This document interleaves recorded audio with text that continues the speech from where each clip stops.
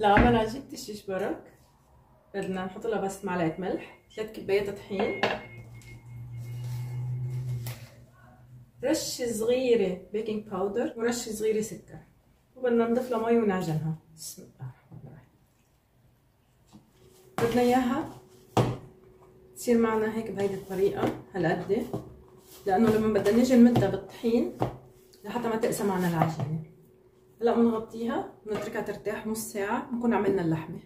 لعمل حشوة الشيش برك بدنا أول شي نقلي البصلة، نرش لها ملح، بس تبلش تدبل معنا البصلة نحط لها اللحمة المفرومة وبنضيف فوق اللحمة.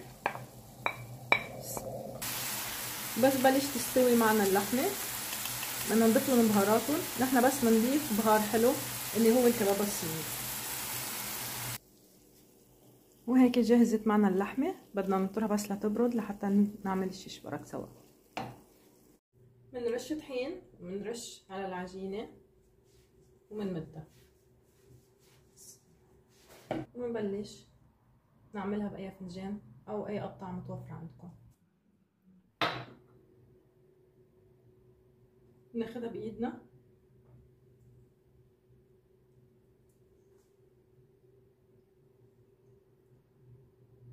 ما بدنا نكتر حشوة. بسم الله الرحمن الرحيم لحتى تلف معنا وبنبرمها. كتير سهلة.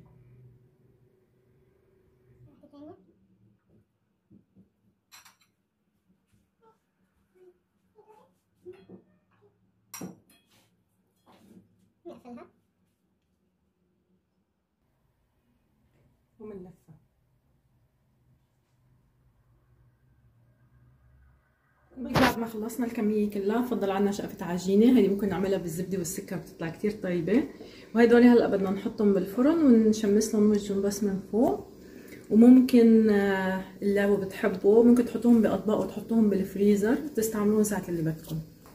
هون عنا 2 كيلو لبن وعليهم 3 ملاعق نشا ذوبناهم بكباية مي، وهلا بدنا نحطهم يغلوا على النار. بنضلنا نحرك باللبن لحتى يغلي معنا كتير منيح. وهيك اللبن غلي معنا. هلا التركية الحلوة اللي بدنا نعملها، بدنا نستعمل الزيت اللي طلع من اللحمة المفرومة علشان يعطي الشيش برك نكهة حلوة، نكهة كتير طيبة. وهيدي طريقة ماما الله يرحمها كانت تعملها، ويا ريت بتجربوها بنفس هالطريقة وشوفوها شو طيبة.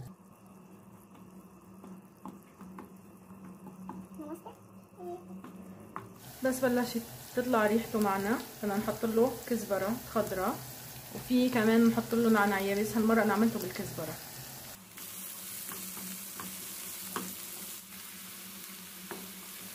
وهلا بنضيفهم على اللبن. بسم الله الرحمن الرحيم. نحط لهم ملح. نحن ما بنحط لهم لا بهارات بيضة ولا اي شيء، ولا بنحط لهم بيض ولا اي شيء. بسم الله. بنسقط الشيش برك. هيك نزلناهم وهلا بنخليهم يغلوا غلوتين 3 وبنسكبهم سوا. وهيك من بعد ما استوت معنا حبة الشيش برك نسكبهم سوا. بسم الله الرحمن الرحيم. حاسكب لكم اياهم على طريقتي.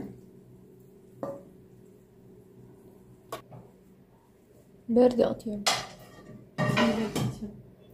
تذكرين لما قلت لكم بدنا نخلي شوي من التقلية، نحطها هيك شوي على الوش. هيك اذا كان عندكم ضيوف بتقدموا لهم اياها بهالطريقة، وكتير كتير كتير طيبة.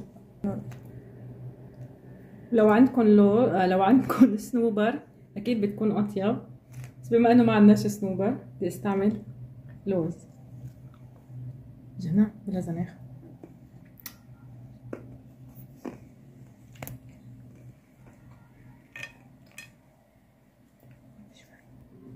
وهيك اطيب شيش برك ممكن تاكلوه بحياتكم. بتمنى لو عجبتكم طريقتي تجربوها وتقولوا لي رايكم فيها. بليز وما تنسوني بالشير وباللايك والسبسكرايب بليز لايك، اي حدا بيشوف الفيديو بس لايك بليز، وبشوفكم الفيديو الجاي.